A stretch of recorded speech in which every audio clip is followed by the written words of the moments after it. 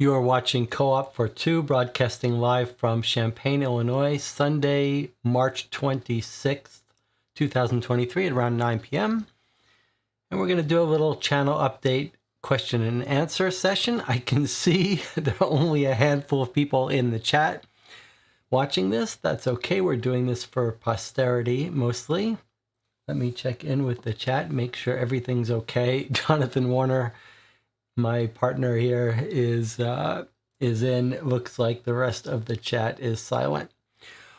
All right, well then we can make this fairly quick, but we do have some things we are contractually obligated to get through. So I'm going to talk a little bit about the videos that have come out since the last question and answer, which was about 2 months ago. I'm trying to find what's the right interval to do these in. 2 months does seem a little short, but it helps get practice doing them. All right, so I'll talk about some of the videos and live streams that I've done since the last Q&A. We'll look briefly at the stats of the channel. I've got a couple of questions that were submitted ahead of time. We'll go through those. I'm going to get a chance to try out my new plugin that lets me preload up some questions and show them on the screen. I'm excited about that. And what else? Maybe we'll talk a little bit about plans going forward and games I've played, but ideally these sessions would be more of an interactive forum, place where you guys could tell me what projects you've been up to. This isn't really to talk about me, but I'd love to talk about what stuff you guys have been working on and games you've played, discoveries, etc. But if you have questions for me, you can ask them now. All right, let's start by just looking at some of the videos that went up since the last live Q&A. First of all, you can see there's the subscriber count, 101.86K, 1,800 subscribers, 386 videos total according to YouTube. Here's some stats from the last 28 days. This channel is very constant. Nothing goes up or down, it seems. So 12,000 views a month, 2.8 thousand watch time in hours per month, 49 subscribers a month. That's about right. We've had 120 new subscribers in the last 2 months, so a little less this last month. Demographics, these don't change. 35 to 44, mostly male. Depending on how I look at YouTube, this gender goes up to 30-40% female, so I'm not sure what that's about. And then some channels that YouTube says that subscribers tend to watch, all fairly standard big names in board game YouTube. Okay, if we go back and let's just look at some of the videos. Not very many recorded, edited videos since the last live stream, but the two at the top are the ones I'm most proud is not the right word, but I think that are the most useful. They're fairly short videos. One is on just the general fact that these fan-made Sherlock Holmes consulting detective cases have been a revelation for me. They're so good. They're so high quality. They're so interesting. And for a number of reasons, they are unusually well suited to printing and playing yourself. And that's what I talk about in this second video here. Oops, I didn't want to actually go look at that. And then the first video up, I talk about 5 of the Sherlock Holmes consulting detective cases, fan-made cases that we've played on the channel. I talk about why they're all very good, but why you might pick one or the other. The third video here in the upper right is one of my unsubscription videos. These are the videos I make on non-board game content, which immediately shows people start unsubscribing when I post them, but I'm going to post them anyway.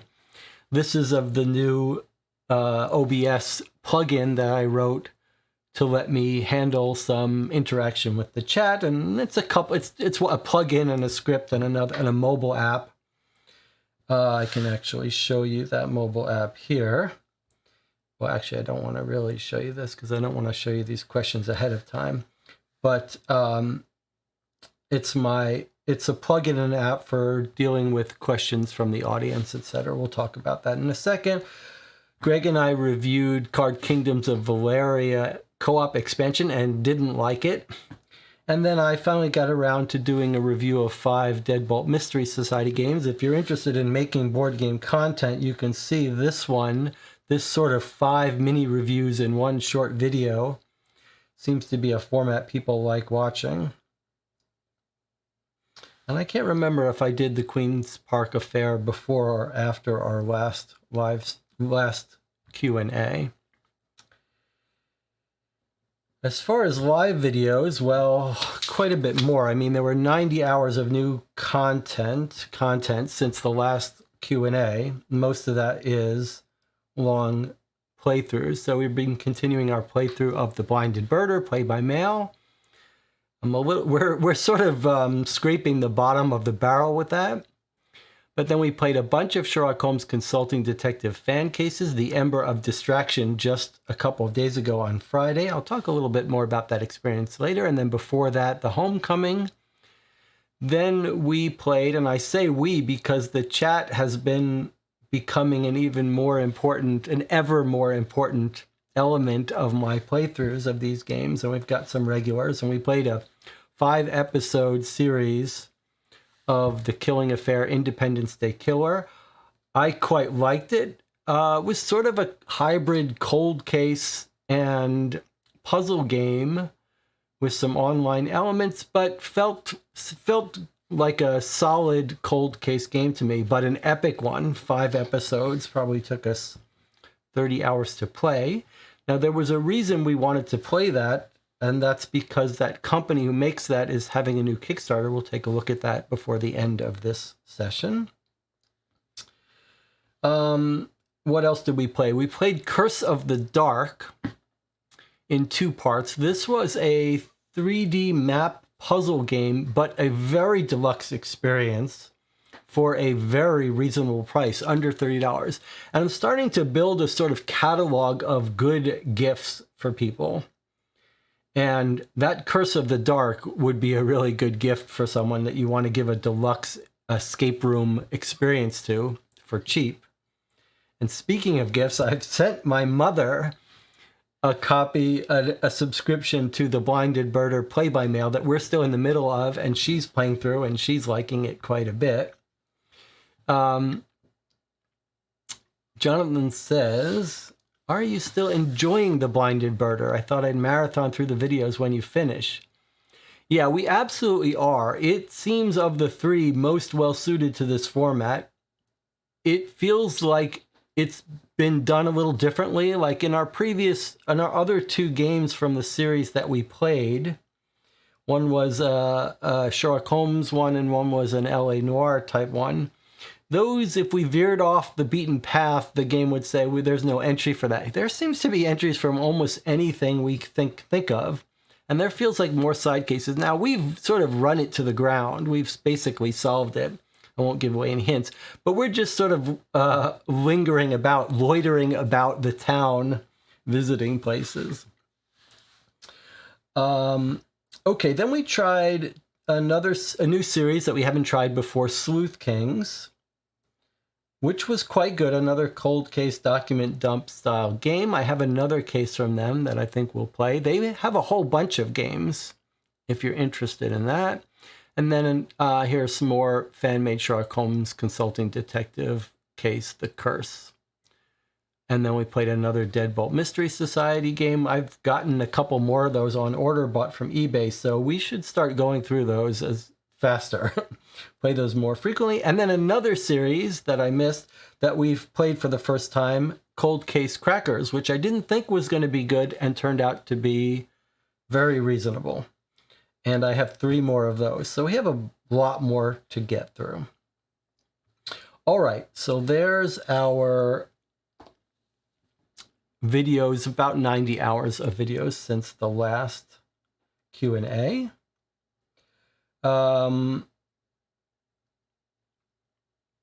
I talked about my plugin there. I did the whole video on the plugin, so I'm not going to go over it, but that's what I use to, that's what I'm going to use now to go through a couple questions before we move on to our next subject here. We'll go through some questions. I'll recommend a couple YouTube channels, talk about some games that I've been playing recently, and then if you guys have any projects you're up to, I'd love to hear about it. All right, let me go through some of these questions here. I'm Not Karen says, will you be playing more Deadbolt Mystery Society games? Can you play more difficult ones? So I've already answered that. We absolutely are going to play a couple more. You know that the company itself rates most of their games for difficulty, although the newest ones not so much. And then a whole bunch of them has been reviewed by one of the websites, Escape Room Gamers. I can't remember, but if you search for some reviews of Deadbolt Mystery Society, you'll see a good website that reviews a lot of them. And so we've been playing ones that they rate quite highly. I do think it's a very interesting question. What's the ideal difficulty level for these games? In the Sherlock Holmes Consulting Detective fan video that I just put out, I think it was the one where I talk about the 5 of them. I talk about difficulty. What is difficulty level? In Sherlock Holmes Consulting Detective, difficulty is a very it's an amorphous term. It's hard to get your hand on because in some sense it's how well you're good at taking notes, how your real world stamina is, how hard it is to answer the questions. With these puzzle games, I think it's asking for high difficulty can be asking for some discomfort and frustration. So in some sense, these Deadbolt Mystery Society games feel a little bit like snacks, even though it could take us 5 or 6 hours. So I'm not sure what the sweet spot is for difficulty, but I don't really mind the easier puzzle games so much. The easier Sherlock Holmes Consulting Detective games I don't want. I don't want a game where it's easy to figure out who the murderer is by reading the clues. But the puzzle games, you know, if I spend 20 minutes, 30 minutes on a puzzle, that's enough for me. Anyway, so something to think it out. But we should play a really hard one. It'd be nice to play one of the ones rated at their highest difficulty and see how it is. Nicholas says, what do you think about the recent improvements in AI? Do you think they could be used to build more immersive mystery games, better react to the player actions instead of being fully scripted? I absolutely think we're going to start to see AI scripted interactive mystery games. You could imagine that ChatGPT is almost a perfect system for a mystery game where it could know the details but know what it's not supposed to tell you, so that you could actually have the ability to ask it questions. You could imagine a perfect little test case to see how well that worked would be those games like Crack the Case or Black Stories, where there's a short little explanation for a story and then the people ask yes or no questions to try to figure it out. You could set that up in something like ChatGPT quite easily. It would be fascinating. I do think we're going to see that. And I've even thought about, that I'm sort of toying with the idea of working on this big film noir detective campaign game inspired by Sherlock Holmes Consulting Detective. And I think that it might be possible to have the AI write drafts of scenes. Like if I have an outline of each of these scenes and where they occur, you could almost imagine using an AI to sort of write a first rough draft of a scene and then have a human go through there and really make it good. But just an idea. Okay, David Wilhelm has a whole bunch of questions here. Grew up in New York City. What brought you to Champaign? Okay, I came to Champaign for my PhD in AI, in neural networks, by chance, but never finished it, but stayed around in Champaign. You often stream these streams at night, 11 p.m. Have you always been a night out? Yes, there's something that feels very comfortable about being awake at night when everyone's asleep, and I do not like being up during the day if I can help it. Let's see. David says, table you made looks nice. Is there any other furniture you've built? Okay, so I took some photos to show you some other stuff I've made. Let's see if I can bring these up here, and various other photos. So let's have a little slideshow here. Okay, so first I want to show you my electronics project. This is my ScaleBot, that custom wood little box you see there with the buttons. And behind that is a whole big electronic Arduino-based system that runs the brains to it. There's a scale in the espresso machine to the left, and then one in front of you with custom hardware inside it. You can see my video on this project, my 2 videos on this project on the channel. But this is my sort of recent pride and joy. Every morning I make myself an espresso using that. It's a lot of machinery to weigh coffee, weigh the beans, weigh the liquid, has some recipes that it can guide you through. Sends, after you make your coffee, sends a little link, sends a little note to the internet. Anyway, but I'm very proud of it. Anyone who comes over to the house gets a forced tour of it. Okay, so here is one of the bigger cabinets I built, one of my early attempts at a cabinet. Those drawers there, they're a little finicky, like the tolerance is a little tight. But okay, so it's about 8 foot long. It's a big, long cabinet. And then after this one, I made this one, another 8 foot cabinet. This one, my skills had gone up a bit. This one works considerably better. The drawers are cleaner. They open and close better, looks a little better. This one's got some feet and doors. There's my bookshelf behind me that I built. My father helped me build that, actually, when I first moved into this condo. But there's the bigger picture view of the bookcase that you see on that wall. Okay, and there's the little bookshelf that you don't see that's in front of me. with my new large monitor behind the camera there, you see. And there's the table. So those are all the major furniture pieces I've built in the house. While we're here, let's see what else I have. Let me recommend again a show that I've fallen in love with. I've binge watched all 3 seasons. The Life and Times of Tim reminds me a little of Dr. Katz, which was another show I loved. This one was on HBO a few years ago. It's adult and it's risque and it's offensive. I'm not sure they could get away with it now. Probably they could get away with most of it on HBO, but some of it is in poor taste. You have to sort of like that, but it's that sort of cringe humor that I love. And here are a couple of bonus pictures of Sarah. There's Sarah yawning and her just sitting. Is that everything I have for pictures? Okay, so there's our picture slideshow. All right, let's catch up with the channel. Let's see if there's some more questions here.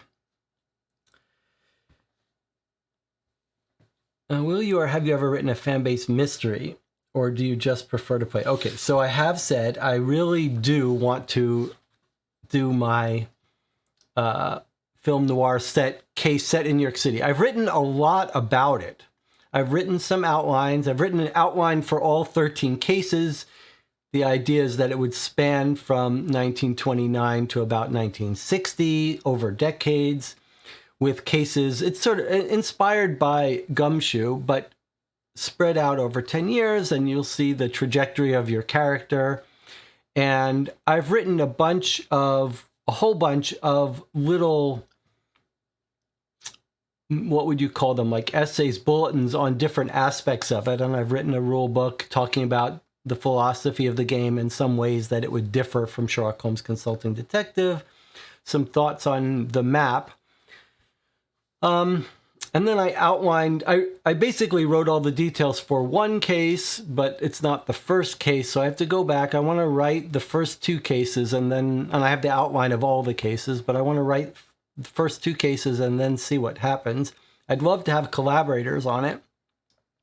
And I think what I might try to focus on next is actually building the map of New York City and the directory using a database, and so that I can sort of make a framework that others could use to make cases in New York City in the 30s or so. So I do want to keep doing that. It's just I've been doing it sort of in my spare time, just a little bit. Okay, let me get back to some of these other questions here. Let's see. David says, some people reach out, comment on these mystery streams are a genuine source of comfort. Has your feeling about making them changed at all?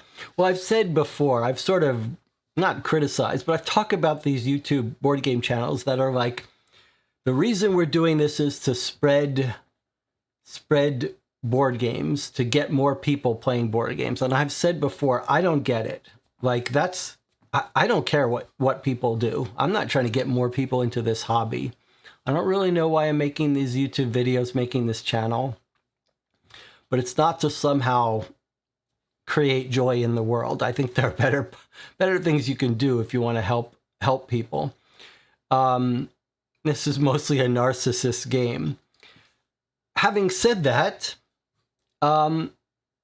it's been my great surprise to discover that I really enjoy playing these mystery games with a group in the channel, and it's been really a wonderful surprise, and I consider myself very lucky to have found a little community of people who can tolerate playing these games with me over the internet, and we're having a blast. I'm having a blast playing that with Jonathan and Anna and Tina and Ginny and Matt and a whole bunch of people who come by, and anyone I've forgotten, and it's really quite fun.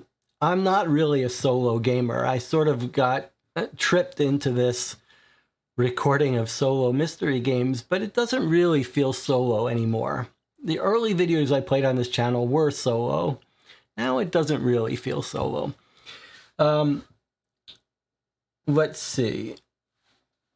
So here's a more of a technology question. What kind of printer you have? Okay, so I've been printing out, let's see. I mean, we've been playing these fan-made, oh, I didn't turn on the top-down camera for this.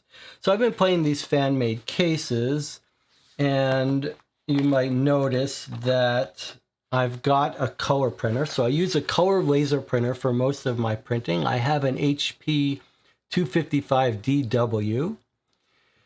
It's fast, it's very convenient. It's about $350 or so. The color lasers are quite good now, but the ink is ridiculous. It costs you $400 to refill all the ink in this laser printer that costs $350, which is insane. I mean, it lasts for a couple thousand pages or something, but it's really a crazy world. And then I do have a larger format inkjet, which can print 13 by 19 inkjet, color inkjet printouts, which I used recently for one of these cases to print a nice large map that we used, but I rarely use that color inkjet. And I constantly use a black and white laser for printing academic papers or something, and the move to a color laser printer was a real improvement in quality of life, so I would recommend that. Okay, let's see. Getting back to the live chat. Do you keep a master list of games you complete or want to play? I'm embarrassed to say that I don't, and it's a real shame. I mean, I do have a list occasionally. Here's what I do, and I recommend.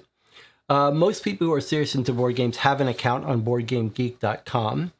And Board Game Geek has ways to track all your plays, and I would recommend that. In fact, I would recommend taking a photo when you play a board game to help you remember it and make it more enjoyable. But you can log your plays on Board Game Geek. I know a lot of people who do that.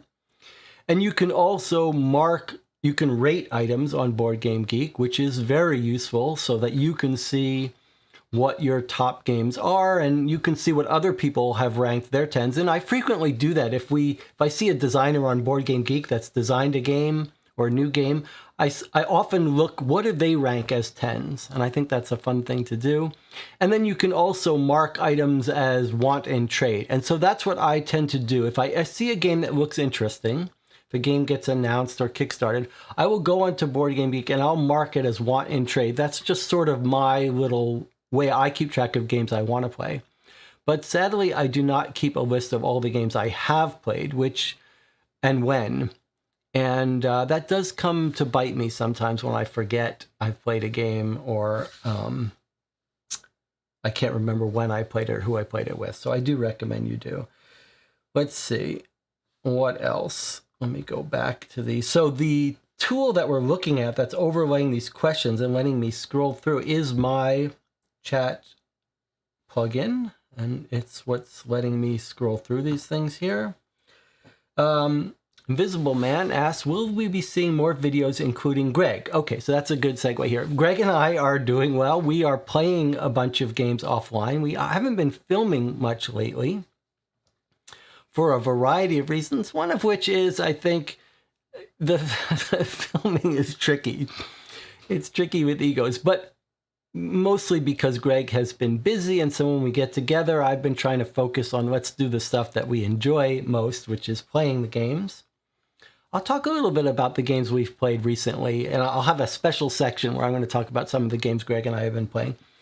But Greg is also strongly considering starting to do some board game reviews making a new channel to do board game reviews. You know, he's made a new channel for movie reviews, which he is active on. I'll show you that again. I've linked to that before, but I'll show it to you again. And he's got another channel where he's been talking about war games that he hasn't been updating much, but he said he's got some new videos for that, and he may start reviewing board games. And if he does, maybe I'll be a guest there. He'll be a guest here, but we will be doing some more reviews. maybe some more. The video format that Greg and I do that's most useful is the sort of quick review, quick before you buy it review, which is like 15 minutes or so. And when we like a game, we have tended to do that and then record a long, hour-long, 2-hour-long discussion of the game. And the before you buy it are the most useful, but they're also the least fun because it's much more about not having an actual discussion between the two of us, but conveying information. But once this channel let go of the idea of trying to get viewers, then really the question is, what do we enjoy most, not what's most useful? And there's some satisfaction in making a video that's useful. But so I think probably if Greg and I, the videos that we do probably will be more weighted on having a long discussion of a game we like, and actually just the two of us actually engaging each other in an actual discussion. And you know, if you play a game that you like and want to hear an hour-long discussion of it, those videos will be for you. But for most people, it's not going to be useful. Okay, let's see. Well, let's go. Let's look at Greg's. Maybe this would be a good segue. I'll come back to the more questions from the live stream in a second, but let me do my YouTube channel recommendations section here. Okay, now I have recommended the Dungeon Dive before, and this is not a small channel, 15,000 subscribers. But of all the board game channels, and I guess, you know, it's board game and role-playing games adjacent, but I just love this channel. I love what he does. He focuses on lesser-known stuff. He brings some real knowledge of this area. And, for example, he did this whole discussion of Runebound, which is a game I bought and wanted to play and like, but I never really got it to the table and eventually sold it. And he did a whole discussion of not just 6 Runebound alternative. Like, this is the kind of thing that I find fascinating, these videos. And he's just very compelling speaker. He's easy to listen to. And the camera's all focused on the games. And he just really gets into, shows you how these games played, and focuses on lesser known games. And so I just wanted to recommend this channel again. I just love it. I love how he presents it and what he presents. Next up, here is Greg's movie channel. And you can see what he's focused on. He's actually focused on sort of top 10 lists. And they've got like top 10 movies based on plays, top 10 movies. The latest one was on tough subjects, and horror movies of 1990s, etc., etc. He's got a whole bunch of these lists. And most of them here are done with his wife or solo. You can see I'm on one of them. I'm on 2 of them, actually. One on romance movies and one on relationship movies. An odd choice for me. I told Greg the one I would love to do is the Westerns, but he did that with another friend. That's okay. His wife, Jill, does a bunch of them with him. And so I would recommend you check out, if you're missing more Greg, you can go and watch Greg's movie channel. It's called Watchacha's Watch List. There's also a link to it in the About section of this channel. And then I wanted to recommend this other channel. It would be, ideally, I would be recommending you channels that have less subscribers to me. And it's hard to find such channels, but here's one of them, The Board Meeting, 1.5 subscribers, 223 videos. But you can see he did a nice playlist of pandemic, and he's got this video about which pandemic is right for you.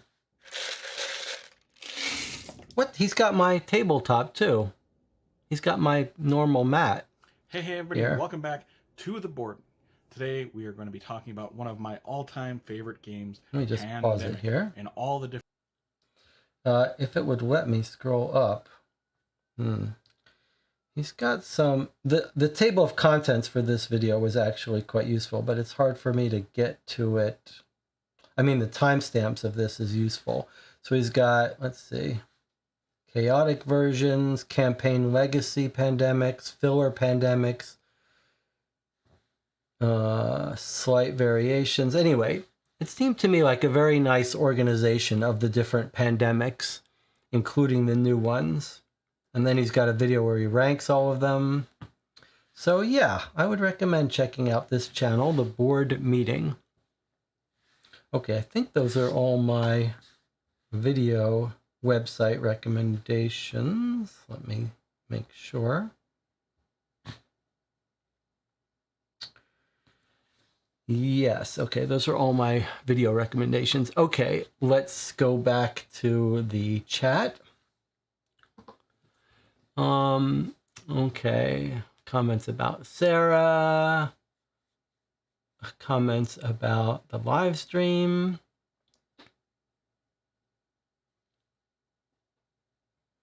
Okay, well, those are very kind words. Let's see what else we've got in our pre-submitted questions. Okay, in the future, will you be reviewing other solo co-op games apart from the mystery type games? I'm not really a solo board gamer. There are a lot of them now on YouTube, and I can see why they would be appealing, and I can see why people would enjoy playing solo games over YouTube or just by themselves. I don't really like it, to be honest. Like, I do, the mystery games, I would play solo without an audience, without anyone to talk to. But as far as regular board games, like playing Pandemic, or there are a couple that I'm curious about, like Escape the Dark Castle, I really do not like playing games solo. I'll play a couple, there are a few video games I'll play, but I need someone to take some of the stress, some of the responsibility for making decisions.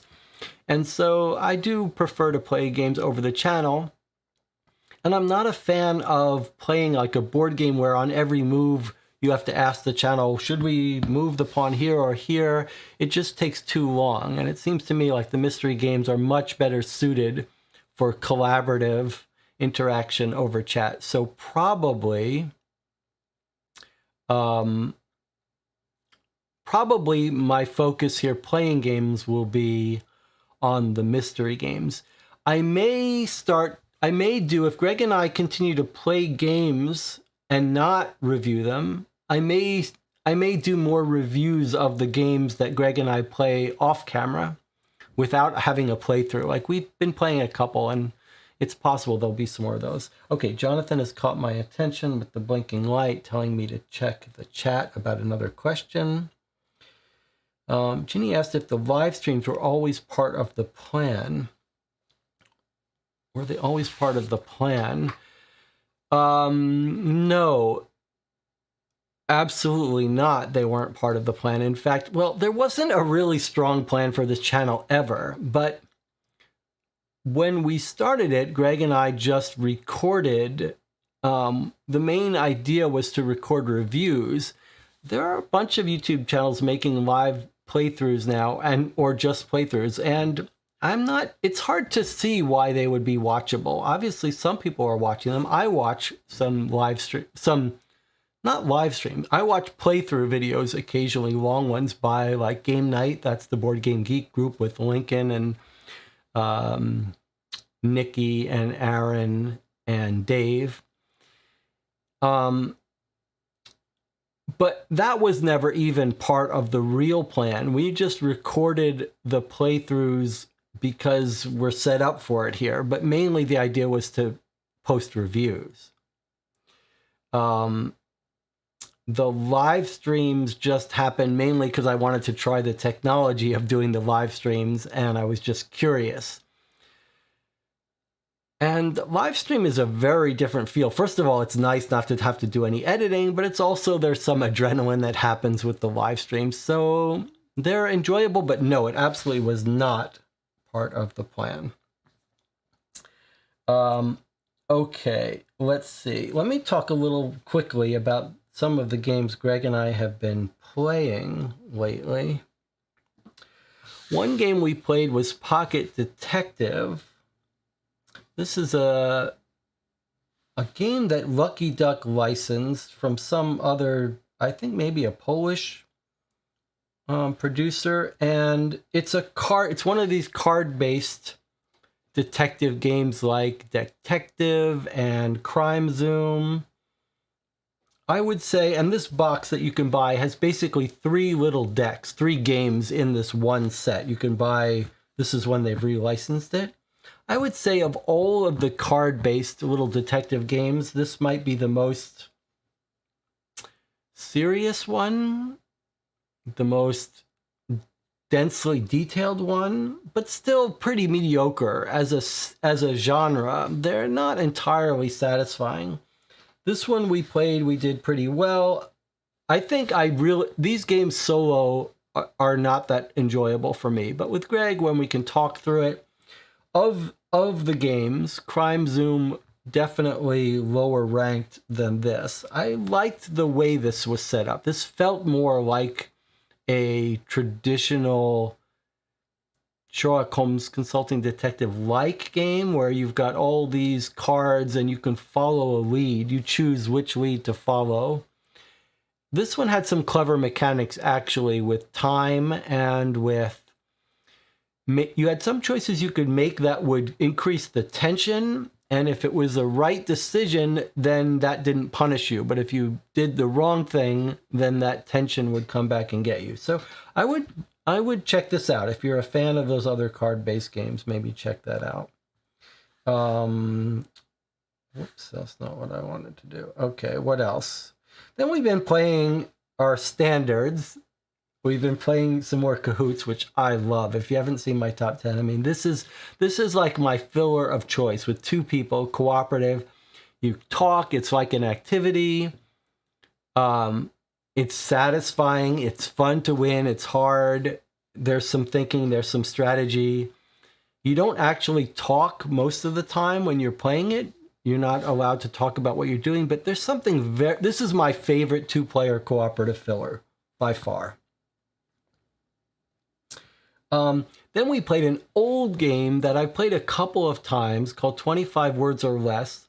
That is such a cool idea. It's a team game, but it has a mechanic that doesn't quite work. It's definitely not meant for 2 people. But basically, you've got a card, and it's got like 5 words on it. And you're trying to get your teammate or teammates to guess those 5 words in whatever order you want. But the bidding mechanic is there's supposed to be 2 teams, and at the start, the 2 leaders who both see the card bid how many clue words it will take them to get their team through that to guess those 5. So you would say, okay, I can do this in 20 words. I can get my team to guess these 5 words in 20 words, and the other teammate will say, okay, maybe I can do it in 18, and then you say, okay, I don't think you can, you try it. And then you've got those 5 words you want them to guess, right? And maybe one of the words is like ballet, and so you would say, maybe you might say like classical dance tiptoe, or you might say tiptoe shoes or something like that. Maybe you could get into. So there's some real strategy about like how to spend your clues. And sometimes you try to get a clue through with just like a couple words. And sometimes you're like, all right, let me just use 7 words to get this clue because it's so hard. And there's some real interesting strategy about economy of clues there. But we just played it as 2-player, like, let's see for each card how few words we can get it in. But I really love that idea. Okay. Then we tried So Clover as a 2-player game. There's a whole bunch of games that I had this vision of doing a series called Does It Co-op? For games that aren't really meant for 2 players or either solo games or whatever. So Clover says 3 to 6. Much like Rear Window said 3 up, and there's no reason this game can't be played well with two players. There's absolutely no reason it can't be played well with two players, as long as both players talk through their thinking. And I quite like it. It's quite fun. You have to have the right person you're playing with, who takes it seriously and really works through it. But if you haven't played So Clover, I'm not going to explain the rules, but it's another word game based constraint satisfaction thing where you're like, okay, this is a bad for this, but it's the only one that fits. Anyway, I would recommend it. Not amazing, but good. Then we played Pinpoint. Again, this is another game that we didn't really play with scores. We basically just walked through the games and played it for a while, and just as a sort of filler. I would recommend Pinpoint. Pinpoint sort of has got 3 games in it in one. There's some team games, there's some larger group people. Essentially, it's one of the games is a lot like Wavelength, which was a new popular party game. I like this better. This is just simpler. There's cards. There's 3 games in here. It works. They're real simple. They're quick. They're clue-based things like you've got 2 people and you're trying to say which one is more likely to, make a fortune as a comedian or whatever. Hard to explain, but you can go check it out in Pinpoint. Okay, I think those are all the games that we've been playing off channel to talk about. I might be up to date here on everything. Let's see, what else? Do you have any hobbies other than gaming? Well, this is sort of related to another question that I was asked. Let me see if I can find that other question. Oh, maybe I don't need the other question. The other question was, what do you do for a living? And this is like my other hobby. I am a computer programmer, and I barely make a living, but that's all right. I work to get to make enough money to spend my time how I want. Oh, that's not right. Okay, let's see. There's. Okay, so before I started this YouTube channel in 2005, I started a website called donationcoder.com, which is all focused on donationware, which is basically pay what you want. It's like shareware, except the software, it's fully functional, and it relies on voluntary donations. And so there were many years there where I was just pouring work into that and not getting any funding. And eventually enough people started donating and paying for that I could make some money on that. This was before Patreon and stuff. You guys know I'm a huge fan of the idea of Patreon. I love the idea of people creating stuff and having that stuff funded by volunteer donations. People can choose how much they can afford.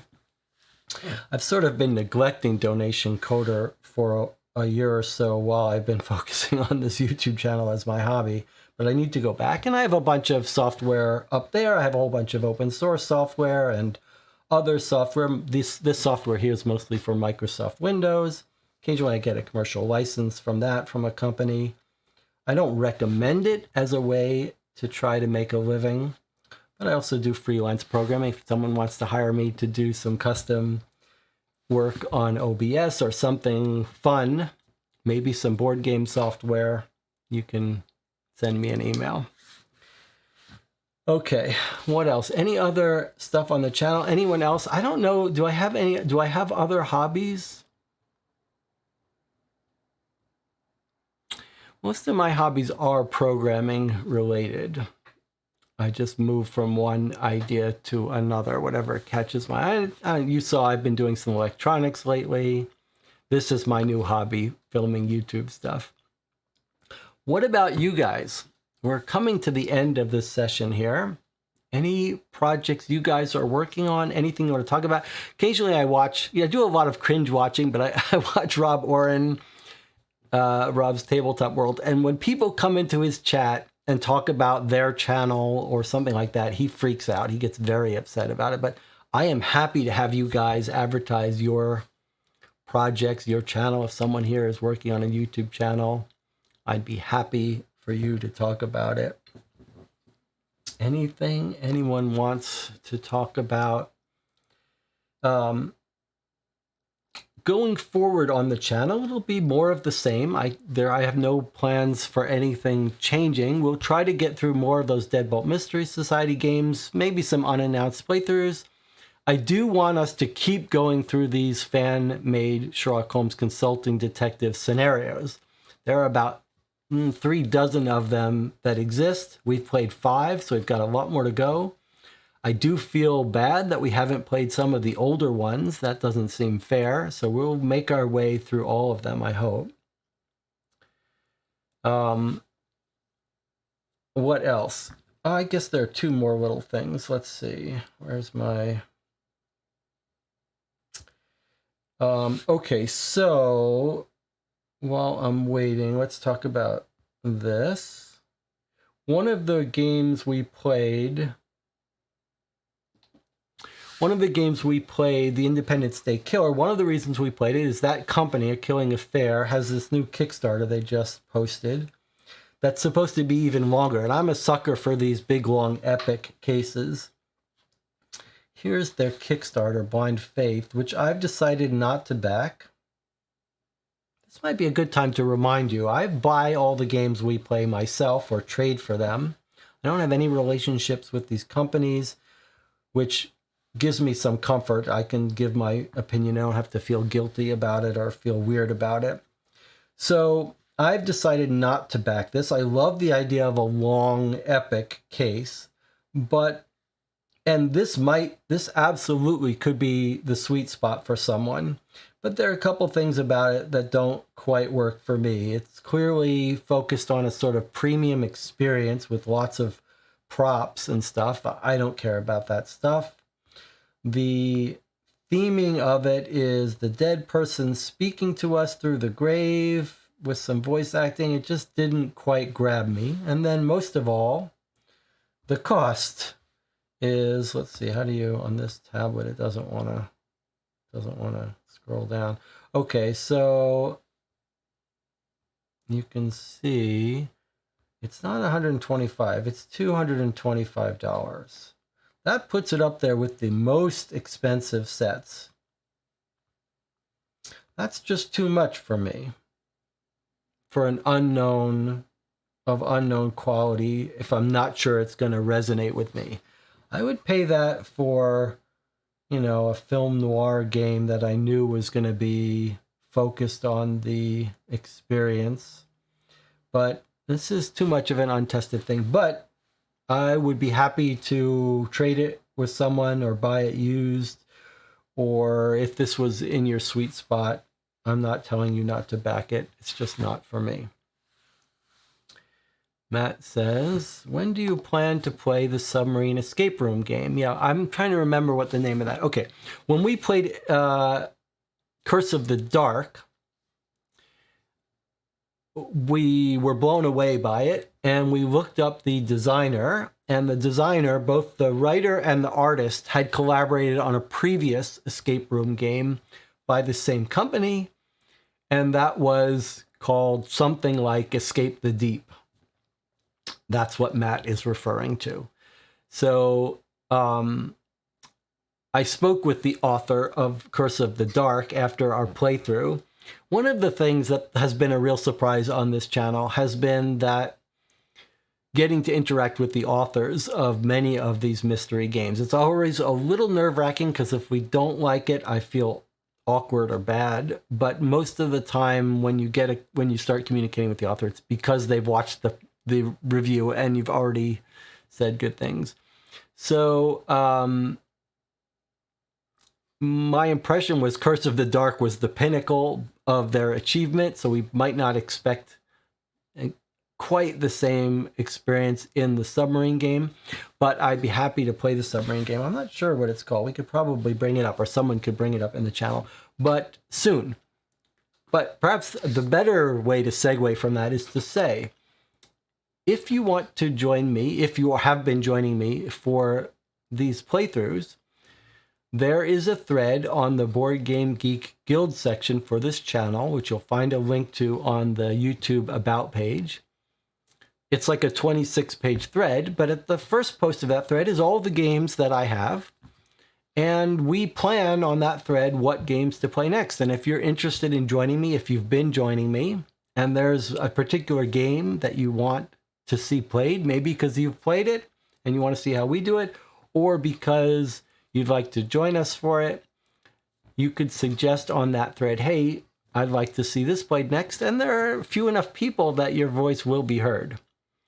We do have another big, expensive, the biggest, most expensive set that I own, the Cozy Killer Hidden Listener case, that we do want to get to eventually. So, but if the submarine game is the one you want to play next, post on that thread and say so. What else? Let me see what else I had here loaded up for us to talk about. The only other thing I have loaded up here is this. So we've been playing this play-by-mail Case of the Blinded Birder, which is basically Sherlock Holmes Consulting Detective by mail. And we're coming to the end of it, and it's turned out to be that that's been a fun little diversion. It's short, hour-long streams. I've been doing them every Sunday. It's a different group of people who join me for that than who join me for the long 6-hour streams. But I'm enjoying that too. And this is the last one. Those are very few and far between. We played all 3 of them now. We're wrapping up this one. So I thought, is there something else that might fill that gap, that might be able to give us that same weekly experience of a short playthrough for an hour or so? And the closest thing I can see, does anyone want to guess? Which I've just purchased the subscription to. Let's see if anyone in the channel wants to guess what I'm about to show you here. I'll give you a second to guess.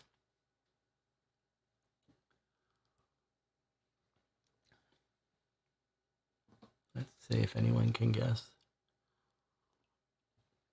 It's sort of a play-by-mail. It's sort of in the same genre. Not really the same genre, but same world, same period, same context. It's much, I've lower hopes for it, but okay, no one guesses, so let's just show you. It's called Dear Holmes. And it's a mail-based mysteries. You don't make decisions of where to go like you do in the Murders by Mail. You basically just get a letter each week. And each case is divided into, I think it's always 4 letters, but I'm not 100% sure. So each month you'll get 4 letters spread over 4 weeks. And someone will be writing to you about a mystery, a case to solve. And over the course of those 4 letters, you try to put it together and solve it. So you can see here it says, and everyone's doing it live, and then people can submit their guesses after the 2nd or 3rd letter. And then on the 4th week, you get a letter explaining the case. So, and the letters are made to look like real letters, whatever. I don't know if there's a sample, but there's something a little weird. Like, apparently they're just making new ones. They're not, like all of the other subscription services, they resend out the same mysteries. Here it sounds like they're not doing that. Like they're having new writers create new mysteries each month. And they're not recycling. That's a little strange to me. But we'll see how this goes. But mainly it'll be like each session we'll just have a letter in front of us, read it, talk about it, try to solve the mystery. I guess the 2nd letter will fill it in a little bit. And we'll see how it goes. So you can sign up for, let's see what the pricing is here. So 3 mysteries would be 12 letters. Oh, this actually is 15 letters. Okay, so maybe 5 letters. 4 letters in the case and then 1 solution. 6 mysteries. So there you go. If you like the idea of playing something by mail, we'll give it a try. We'll see how it is. And then maybe someone in the group can actually submit. I gather what they do is you actually can submit your written solutions, and they've got someone reading them. They've got someone actually going through them, seeing if this is their favorite solution, and they expect you to solve it as if to give the solution as if you were Sherlock Holmes, kind of like the way the old sleuth publications contests used to be, where they would say, submit your solution in the voice of Sherlock Holmes, and they would prefer to pick the person who wrote the nicest solution, not just got everything right, but had it phrased well. All right, well, it's time to wrap up, but let's see if anyone else got anything more in the chat they want to talk about.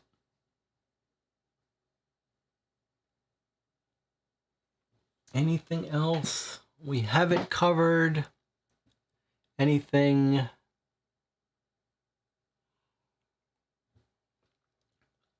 Nothing anyone wants to talk about? You guys should come prepared next time to talk about your projects, your hobbies. What are your guys' hobbies? What do you guys do?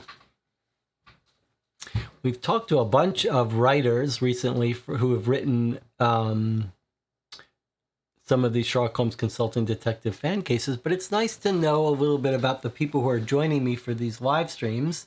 There is a thread on the Board Game Geek Guild section for this channel where people can tell us a little bit about themselves. That's always fun. So I would encourage you to post on that.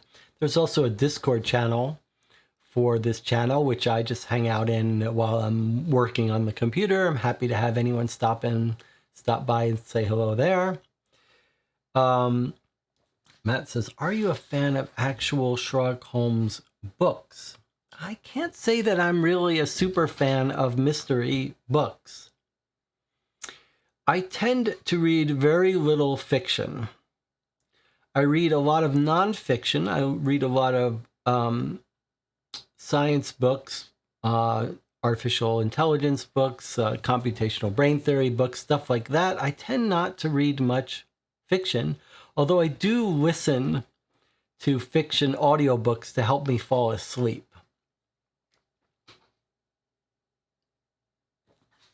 So I have a little bit of embarrassment to admit that I'm not a huge Sherlock Holmes reader. You guys are much more up on that stuff than I tend to be.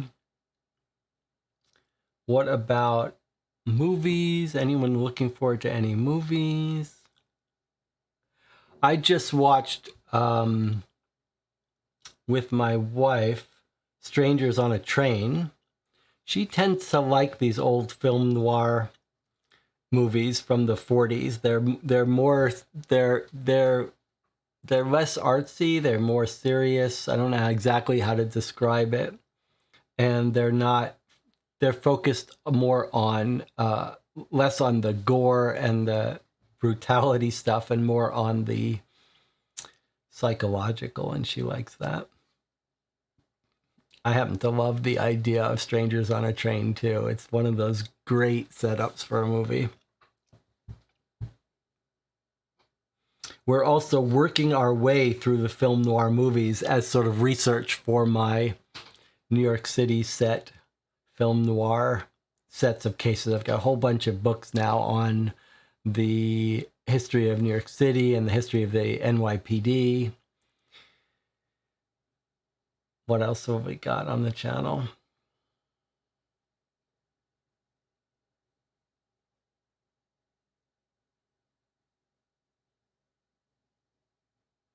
Matt says, still working our way through Thriller and Alfred Hitchcock Presents. I have seen some of old Alfred Hitchcock Presents shows that are pretty good.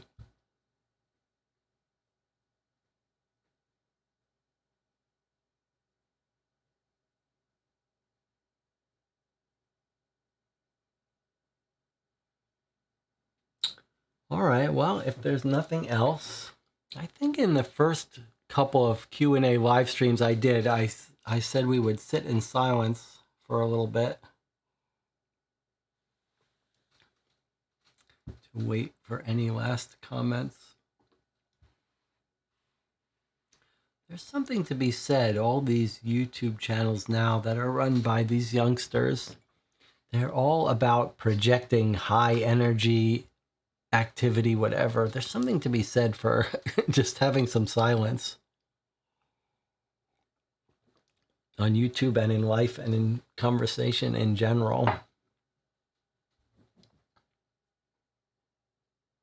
All right, but on the other hand, we have live streams all the time where we can talk about whatever, so what's the point of just sitting here doing nothing?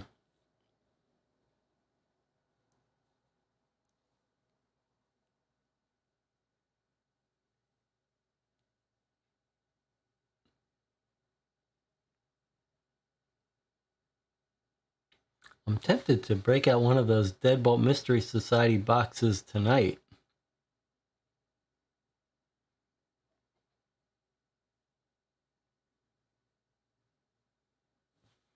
All right, that's it. Nothing. Chat's quiet. I'm going to end it here. It was a pleasure talking to all of you. I'll see you in another couple months for the next update and Q&A, but I'll see you in a couple days for the next live stream, whatever we decide to play. Or I'll see you on the Discord or the Board Game Geek Guild section for the channel. See you next time.